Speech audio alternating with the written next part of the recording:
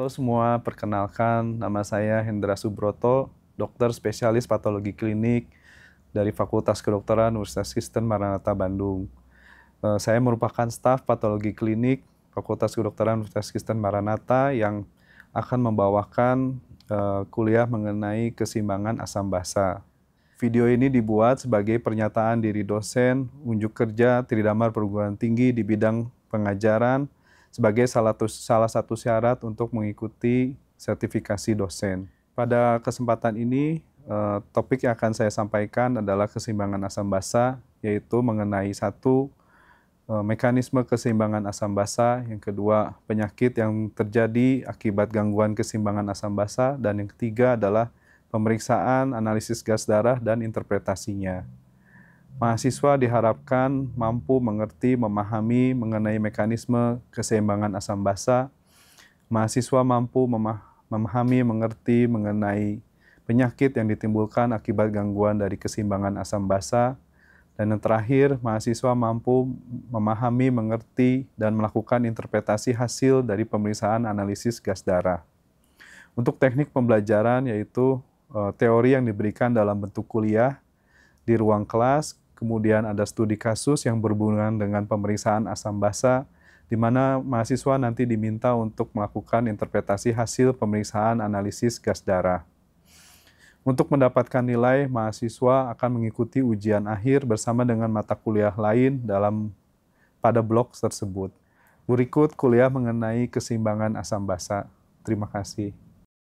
Terima kasih untuk kehadirannya. Pada kesempatan ini kita akan sama-sama belajar mengenai keseimbangan asam basa. Jadi keseimbangan asam basa ini merupakan suatu proses kimia dan fisiologi yang bertanggung jawab menjaga keasaman dari cairan tubuh pada kadar yang memungkinkan seluruh proses fisiologi berjalan dengan optimal. Jadi pendahuluan, suatu substansi dikatakan sebagai asam apabila merupakan pendonor H+, ya, H+ hidrogen ya. Semua substansi yang mengandung hidrogen dan dapat bersosiasi melepaskan ion hidrogen ya, H+. Ini disebut asam. Di dalam tubuh yang penting, asam-asam yang penting adalah asam karbonat ya. Ini rumus kimianya H2CO3. Kemudian ada asam fosfat, asam pirufat, dan asam laktat. Nanti kalian akan banyak mendengar mengenai asam karbonat pada kuliah saat ini. Kemudian untuk basa, jadi suatu substansi dikatakan basa apabila merupakan aseptor H+, ya, atau suatu substansi basa ini memiliki dan dapat menerima ion OH- ya. Secara fisiologi termasuk ke dalam basa adalah ion bikarbonat dan ion bifosfat. Ya, ini yang ion bikarbonat kalian juga akan sering mendengarkan. Nah, kemudian ada mekanisme pengaturan keseimbangan asam basa. Jadi apabila terjadi ketidakseimbangan asam basa, maka ada mekanisme tubuh untuk mengatur supaya seimbang antara asam dan basa tersebut. Yang pertama adalah buffer kimia. Buffer kimia ini bereaksi sangat cepat dalam hitungan detik, segera jadinya ya. Nah, biasanya tubuh menggunakan buffer kimia ini untuk menjaga pH darah pada perubahan keasaman yang tiba-tiba. Nah, contoh buffer kimia ini adalah buffer bikarbonat, fosfat, protein, hemoglobin. Kemudian apabila tidak berhasil atau belum berhasil, maka akan dibantu oleh regulasi pernafasan yang bereaksi cepat dalam hitungan detik sampai menit. Nah, seperti diketahui, karbon dioksida atau CO2 ini secara konstan dihasilkan dari hasil metabolisme sel. Nah, kemudian CO2 ini akan dibawa oleh darah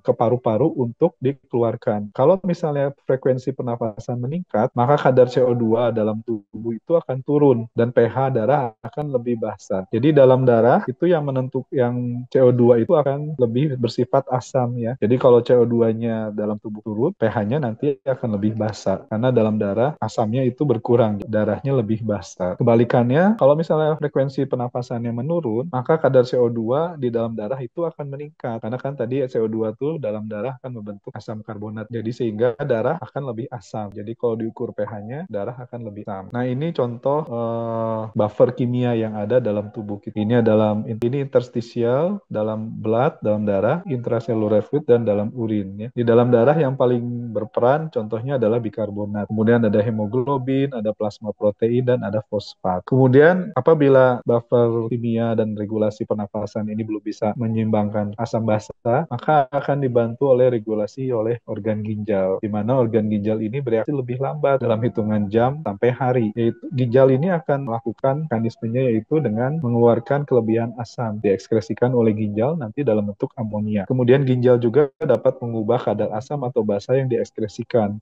namun membutuhkan waktu yang lebih lama. Kemudian yang keempat oleh organ hati, di mana pada hati akan terjadi detoksikasi amonium melalui urea cycle dan sintesis glutamin. Kemudian ada yang dinamakan skala pH ya atau potensial hidrogen. Jadi skala pH penulisannya seperti ini ya, P kecil H besar. Ini adalah konsentrasi ion hidrogen dalam air sebagai hasil disosiasi air H2O menjadi ion hidrogen dan OH-. Di sini yang perlu kalian ketahui, makin rendah nilai pH maka konsentrasi ion hidrogen makin tinggi ya. Jadi ion hidrogen ini bersifat asam ya. Kemudian kita masuk ke gangguan dari keseimbangan asam basa. Ada yang dinamakan asidosis, ada yang dinamakan alkalosis. Asidosis ini yaitu bilah darah terlalu asam atau terlalu sedikit basa sehingga pH darah akan turun. Itu dinamakan asidosis. Kalau alkalosis, pH darah terlalu banyak basa atau terlalu sedikit asam sehingga pH darahnya akan meningkat. Jadi ada rasio normal dari ion bikarbonat yang sifatnya basa dibanding dengan asam karbonat yang sifatnya asam ya. Jadi rasionya itu 20:1. Nah, ini tuh dalam keadaan seimbang. Nah, kalau terjadi perubahan keseimbangan, ini dapat menyebabkan terjadinya asidosis atau alkalosis, ya. Nanti tergantung mana yang menjadi kelainannya. Jadi, kalau ada penurunan rasio basa banding asam, ini menyebabkan asidosis, sedangkan ada peningkatan rasio dapat menyebabkan alkalosis, ya. Nanti akan dijelaskan berikutnya. Sekarang kita masuk ke asidosis respiratorik. Asidosis respiratorik ini disebut asidosis karena pH-nya kurang dari 7,35. Nah, pH 7,35 ini nanti bisa didapatkan dari pemeriksaan analisis gas darah. Nah, asidosis respiratorik ini bisa terjadi akibat hiperkapnia, di mana pada hiperkapnia ini terjadi akumulasi karbon dioksida CO2 di dalam cairan ekstraseluler. Jadi pada hiperkapnia ini terjadi penurunan pembuangan CO2 dari paru-paru. Nah, kemudian ada kecepatan dan kedalaman penafasan ini dikontrol oleh kadar CO2 darah. Jadi maksudnya saat kadar CO2 dalam darah meningkat, maka pH darah akan menjadi asam ya, karena tadi terbentuk asam karbonat tadi ya. Sedangkan kalau kadar CO2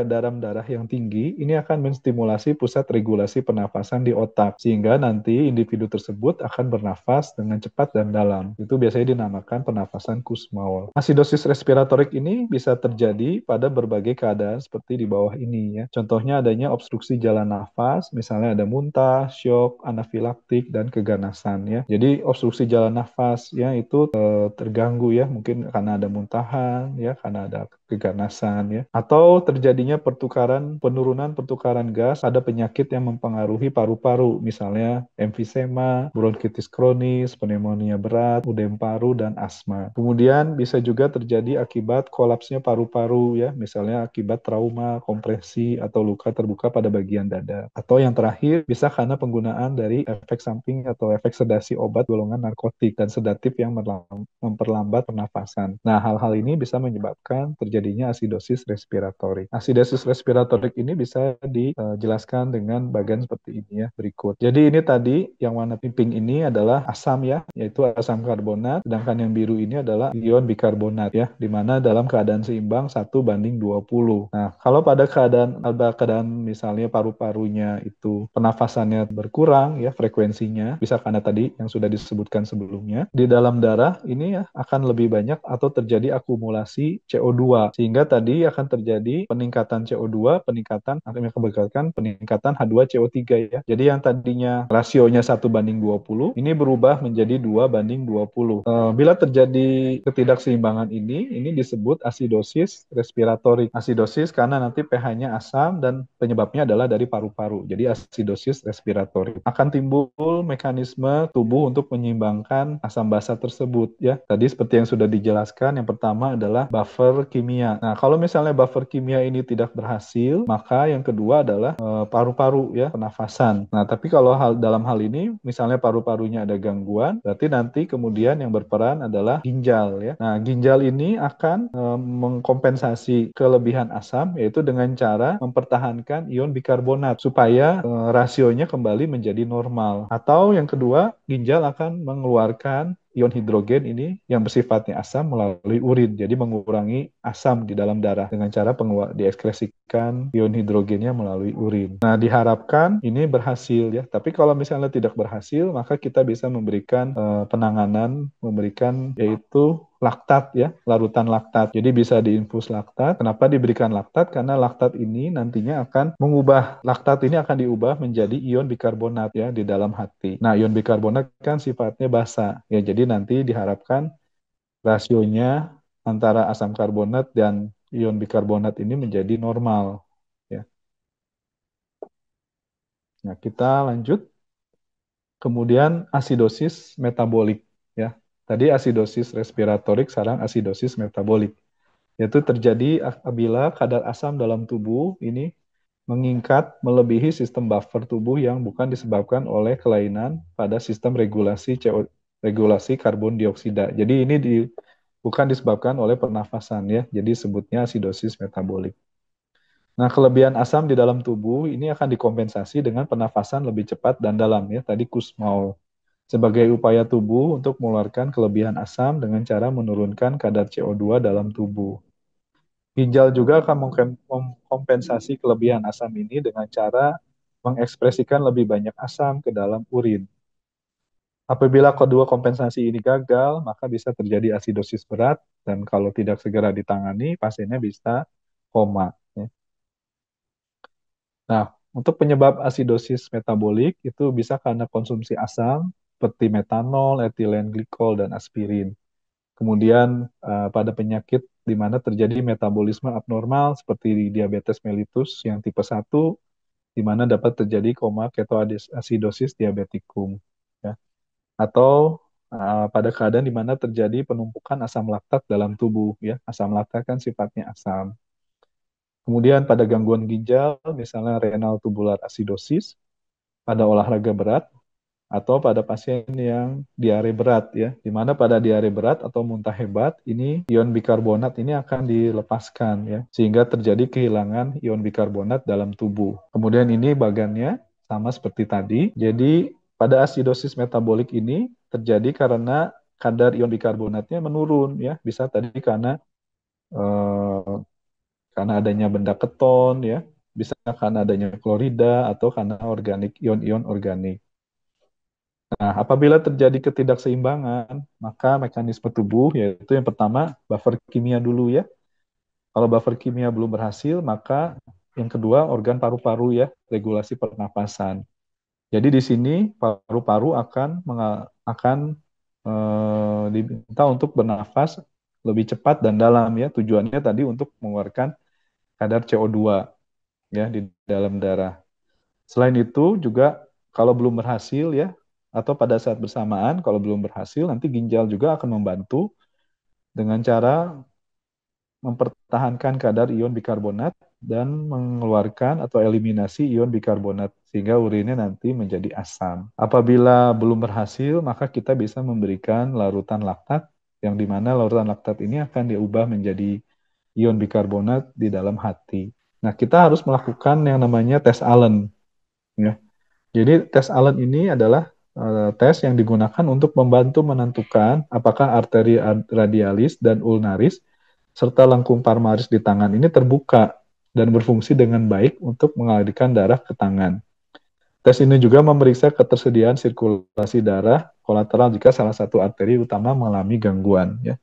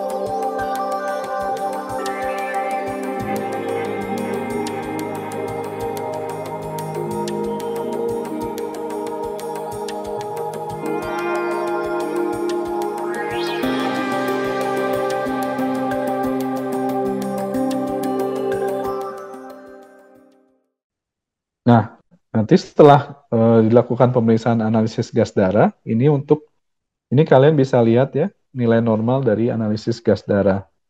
Jadi pada pemeriksaan analisis gas darah ini nanti kalian lihat akan ada hasil pH ya, potensial hidrogen. Ini nilai normalnya 7,4 plus minus 0,05. Jadi kalau plus minus berarti range ya. Jadi nilai normalnya itu 7,35 sampai 7,45 gitu ya cara bacanya. Kemudian ada tekanan CO2 ya. Ini nilai normalnya. Kemudian ada PO2 ya.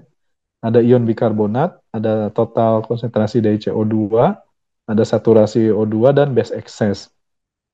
Ya, ini nilai rujukan ini tidak perlu kalian hafalkan. Jadi kalau pada soal ini saya akan mencantumkan nilai rujukannya ya. Jadi kalian tidak perlu menghafal ya. Nah, kemudian yang penting untuk kalian adalah interpretasi hasil analisis gas darah ya. Jadi kalau pada pemeriksaan analisis gas darah kalian menemukan atau melihat hasil pH kurang dari 7,35, berarti ini kan asidosis. Nah, kalian perlu menentukan asidosisnya itu respiratorik atau metabolik. Jadi kalian lihat nanti parameter PCO2 misalnya ini ya. Nah, kalau PCO2-nya meningkat, berarti asidosisnya disebabkan karena respiratorik ya. Nah, kalau asidosis respiratorik biasanya di awal nanti kalian akan menemukan ion bikarbonatnya itu masih dalam kadar normal ya, dalam batas normal. Nah, kita lihat ke asidosis respiratorik. Tadi kalau tubuh terjadi gangguan keseimbangan asam basa, maka ada regulasi mekanisme untuk menyeimbangkan asam basa ya. Yang pertama adalah dari paru-paru ya. Jadi kalau paru-parunya ini nanti akan hiperventilasi ya. Jadi banyak mengeluarkan CO2. Tujuannya supaya nanti kadar PCO2-nya dalam darah itu akan menurun ya. Yang kemudian mekanisme berikutnya adalah ginjal. Ginjal ini akan meningkatkan reabsorpsi bikarbonat. Ya, dengan ini diharapkan eh, ke pH-nya yang tadinya rendah kurang dari 7,35 ini akan masuk ke range yang normal. Ya. Nah, begitu juga dengan misalnya contoh lagi kalau alkalosis ya. Kalau kalian melihat hasil analisis gas darah pH-nya lebih dari 7,45, ini kalian tinggal melihat PCO2-nya dan atau HCO3-nya ya. Misalnya kalau kita lihat PCO2-nya normal, tapi HCO3-nya meningkat. Nah, berarti alkalosis ini karena metabolik ya. Jadi terjadi keadaan alkalosis metabolik. Nah, pada alkalosis metabolik ini tadi ada regulasi pernafasan ya, di mana paru-paru akan hipoventilasi. Tujuannya supaya meningkatkan kadar CO2 dalam darah yang nantinya bersifat asam. Kemudian pada alkalosis metabolik ini ginjal juga akan berperan yaitu dengan menurunkan reabsorpsi ion bikarbonat sehingga nanti ion bikarbonatnya akan menurun ya. Nah, kelebihan ion bikarbonatnya ini akan diekskresikan melalui urin. Nah, ini cara interpretasi AGD ya. Jadi ada tabel juga yang bisa membantu. Ini saya jelaskan satu baris ya. Jadi misalnya tadi pada keadaan asidosis respiratorik ya. Nah, ada yang namanya tanpa kompensasi. Ada kompensasi sebagian dan kompensasi sempurna. Ya, nanti akan dilihat. Kalau misalnya ini asidosis, ya, berarti pH-nya turun. Ya, kemudian kita lihat PCO2-nya naik, ya. Jadi asidosisnya respiratorik, ya, eh, karena gangguan di pernafasan, ya, sehingga kadar CO2-nya meningkat dalam darah. Kemudian ion bikarbonatnya normal, ya, karena ini masih awal, jadi belum ada regulasi dari ginjal. Nah, kemudian setelah beberapa saat kita periksakan lagi analisis gas darahnya, pH-nya masih turun ya, belum kembali ke normal. Kemudian PCO2-nya masih meningkat. Nah, tapi ada HCO3-nya yang meningkat ya. Yang tadinya normal jadi meningkat. Nah, kita bisa lihat bahwa ini sudah terjadi kompensasi dari ginjal ya. Tapi kompensasi ini belum bisa menyebabkan pH kembali ke normal sehingga disebutnya kompensasi sebagian ya. Nah, kemudian nanti kita periksa lagi, kita berikan terapi misalnya ya, kemudian diperiksa lagi analisis gas darah, ternyata pH-nya normal sekarang, ya. Terus kalian lihat PCO2 dan HCO3-nya meningkat. Nah, berarti ini ada kompensasi tadi dari ginjal ya. Nah, dan kompensasi ini bisa mengembalikan pH ke normal. Nah, ini namanya kompensasi sempurna. Jadi itu maksudnya ya. Nah, kita coba contoh kasus di bawah ini ya. Ini tadi nilai rujukan, nilai normal dari pemeriksaan analisis gas darah ya. Nah, ini contoh kasus bisa kalian lihat. Kita baca ya. Tuan K 60 tahun datang dengan keluhan muntah dan lemas sejak 3 hari yang lalu ya. Penderita mempunyai riwayat ulkus peptikum sejak 20 tahun lalu. Kemudian diperiksakan laboratorium, hasilnya kreatinin 1,4, natrium 139, klorida 95. Ya. Nah, yang perlu kalian perhatikan hasil analisis gas darahnya ya. Ini pH-nya 7,48, PCO2-nya 48, PO2-nya 68, HCO3 minusnya 34. Nah, coba interpretasi hasil AGD Tuan K apa? Ada yang tahu? Permisi dok, izin menjawab yang alkalosis metabolik kompensasi sebagian. Ya, betul ya. Jadi kalian bisa lihat ya, akalosisnya itu dari pH-nya ya. pH-nya kan di atas 7,45, jadi akalosis. Terus kita cari kelainan akalosisnya itu dari pernafasan, PCO2 atau dari metabolik bikarbonat ya. Nah, PCO2-nya ini masih dalam batas normal, ternyata HCO3-nya ya kita lihat ya. HCO3-nya normalnya 24 plus minus 2, berarti 22 sampai 26. Nah, sedangkan ini HCO3-nya 34 meningkat. Nah, jadi ini alkalosisnya karena metabolik ya. Terus kita lihat PO2-nya, PCO2-nya. PCO2-nya 435 sampai 45 ya. Nah, ini PCO2-nya 48. Berarti kalian bisa lihat di sini PCO2-nya jadi sudah ada regulasi dari pernafasan di mana paru-paru akan eh, menurunkan frekuensi nafasnya ya sehingga terjadi diharapkan terjadi peningkatan kadar CO2. Nah, jadi interpretasi hasil AGD-nya adalah alkalosis metabolik, kompensasi sebagian karena kompensasinya berasal dari PCO2-nya, dari paru-parunya, sebagian karena pH-nya masih alkalosis ya, belum kembali ke normal. Jadi gitu penjelasannya. Nah, coba yang kedua, Tuan C 70 tahun datang ke IGD dengan worsening dyspnea ya. Jadi ada sesak nafas 2 hari yang lalu. Keluhan tersebut bersamaan dengan batuk berdahak ya. Penderita juga mempunyai riwayat COPD. Nanti hasil analisis gas darahnya pH-nya 7,25, PCO2-nya 68, PO2-nya 48, HCO3-nya 31, SO2-nya saturasinya 78 ya. Coba ada yang bisa interpretasi hasil AGD Tuan C? Mungkin yang asidosis respiratorik kompensasi sebagian hipoksemia, dok. Ya, betul ya. Jadi asidosisnya itu hasil pH ini 7,25 ini kan asidosis ya.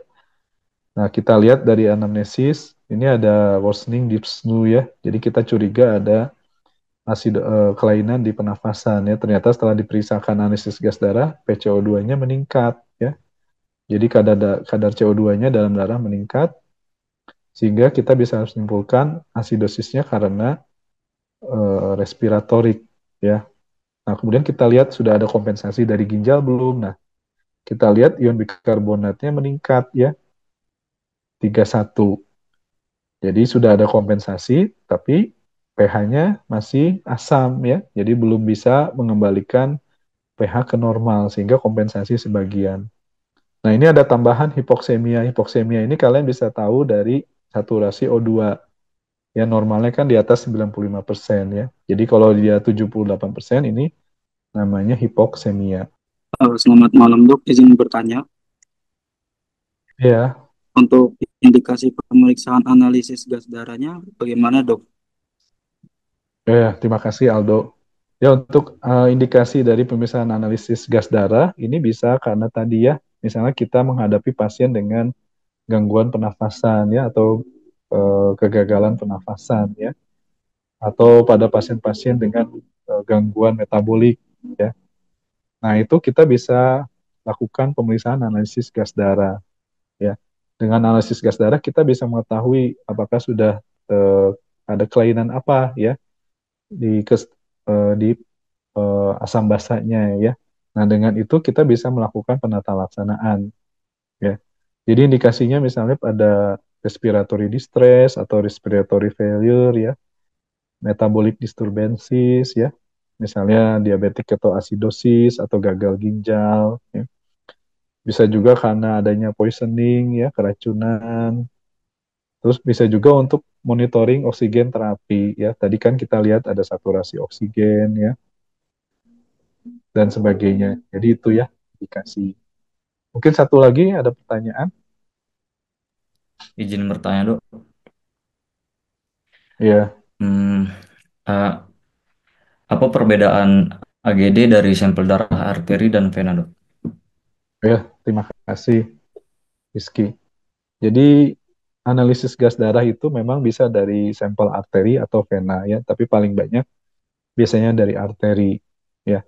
Seperti kita ketahui kalau darah arteri itu kaya akan oksigen ya, sedangkan vena itu mengandung lebih sedikit oksigen ya.